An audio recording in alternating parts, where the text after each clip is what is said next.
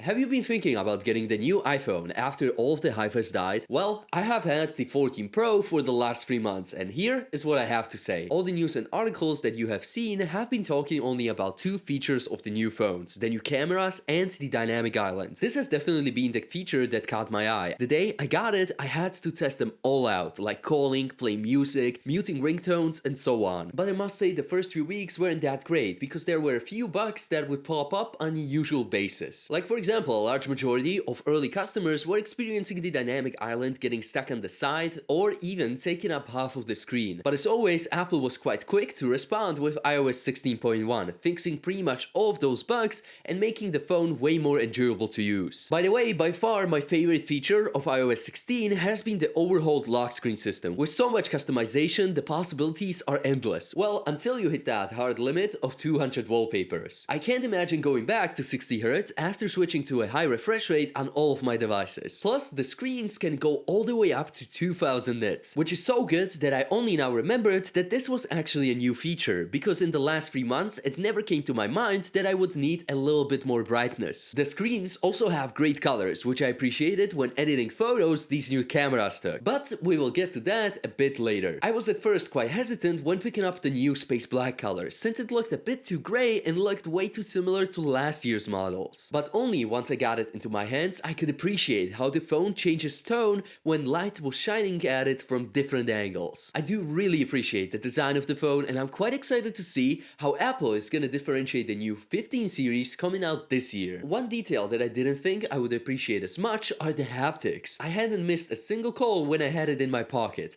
and the vibrations you get when raising up your streaks on Duolingo are also really nice. The performance of the A16 Bionic chip has been amazing. It's been destroying everything I could throw at it. One thing I wish they had finally upgraded is the old lightning port. I get it, they have their thing about keeping this damn old connector, but I hate waiting for 20 minutes for my files to transfer to my PC. As charging goes, I don't really care how slow it is, because I'm not such a power user myself. To give you a picture, I spend about 2 to 4 hours a day on my phone, and with the slow usage of mine, the battery life has been simply exceptional. I was able to charge my phone just every other day. And now, last but not least, the cameras. The new 48 megapixel sensor is great. It captures a ton of light. You can see this when you're taking a picture in a dark environment and the camera doesn't even turn on night mode. Like, don't get me wrong, night mode is really good. I found it to have the perfect balance between just lighting up your images and also still making it look like nighttime. The details are also looking great, with every bit being sharp. I found that sometimes it pushes a bit too much on that sharpness dial,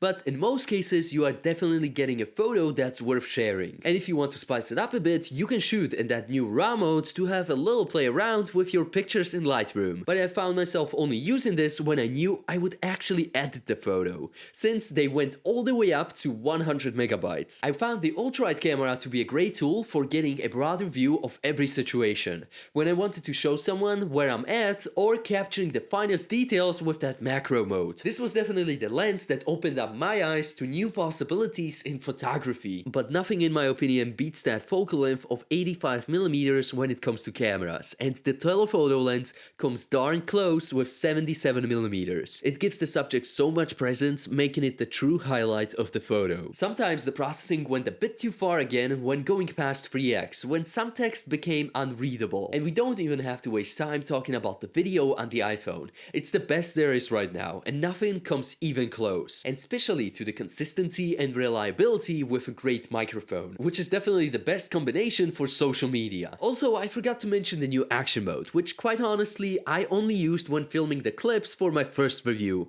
and haven't touched it since then. I don't see a real use scenario for this option in my settings, since the stabilization on the regular camera modes is more than good enough. In conclusion, the iPhone 14 Pro is a device that stands out in design, performance, camera, and display. It's perfect for those who want a powerful and versatile phone for any scenario. If you're in the market, the 14 Pro is definitely worth considering even after the hype. As always guys, thank you for watching, don't forget to subscribe, and I will see you in the next one.